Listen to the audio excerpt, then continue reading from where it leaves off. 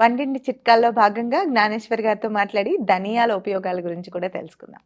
ధనియాల్ని మనం శాస్త్రంలో చరక సంహిత, ఇలాగ సంహితాస్‌లో దీపన పాచన అని చెప్తారనమాట.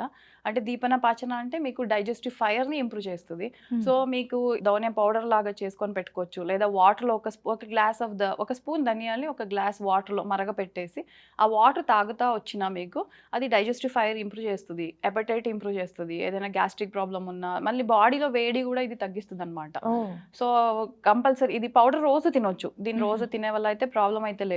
ఇంకా ఇంటర్నల్ అయింది. ఎక్స్‌టర్నల్‌గా మీకు ధనియాలో యూజ్ ఏంటంటే, దాని పౌడర్ తీసుకొని రోజ్ వాటర్‌తో కలిపేసి, మీకు ఫేస్ అంతా బాగా మసాజ్ చేసుకుంటా ఉంటే, ఏదైనా పింపుల్స్ ఉండొచ్చు, లేదా మీకు ఈ బ్లాక్ హెడ్స్ ఇవన్నీ ఉంటాయి గదా! అవి గూడా తగ్గిపోతాయి. ఓహ్! మళ్ళీ ఏదైనా స్కిన్ ఇరిటేషన్స్, ర్యాషెస్ ఏదైనా వచ్చిందంటే, ఫ్రెష్ ధనియా జ్యూస్ తీసేసి, కొంచెం తేనె మిక్స్ చేసేసి, ఒక 7-8 మినిట్స్ మసాజ్ లాగా అప్లికేషన్స్ బాగా చేసేసి, తర్వాత కోల్డ్ వాటర్‌తో, నార్మల్ వాటర్‌తో వాష్ చేసేసినా, ఆ స్కిన్ ఇరిటేషన్స్ కూడా తగ్గిపోతాయి. అలా ఎన్ని రోజులు చేయాల్సొస్తుంది మ్యామ్? వెంటనే ఆ! రిలాక్స్ ఆ! అవుతామా? మీకు డిపెండ్ అపాన్ సివియారిటీ బట్టి ఒక 3, 4 డేస్‌లో అయితే తగ్గుతది. వెంటనే రిలాక్సేషన్ అయితే ఉంటది మీకు ధనియాల డెఫినెట్‌గా. గురించి వెయిట్ లాస్‌లో కూడా చాలా సార్లు ధనియాల మాటలు వింటూ అవును. ఉంటాం. అవును. అదెంత వరకు ఉపయోగపడుతుంది? అంటే ఇది దీపన పచన అని ఆల్రెడీ చెప్పాను గదా! ఇది డెఫినిట్‌గా మీకు డైజెస్ట్ సిస్టమ్ ఫ్యాట్ ఏదున్నా కరిగిపోతది గాబట్టి డెఫినిట్‌గా దానిలో గూడా యూజ్ అవుతది మీకు. సూపర్. రైట్.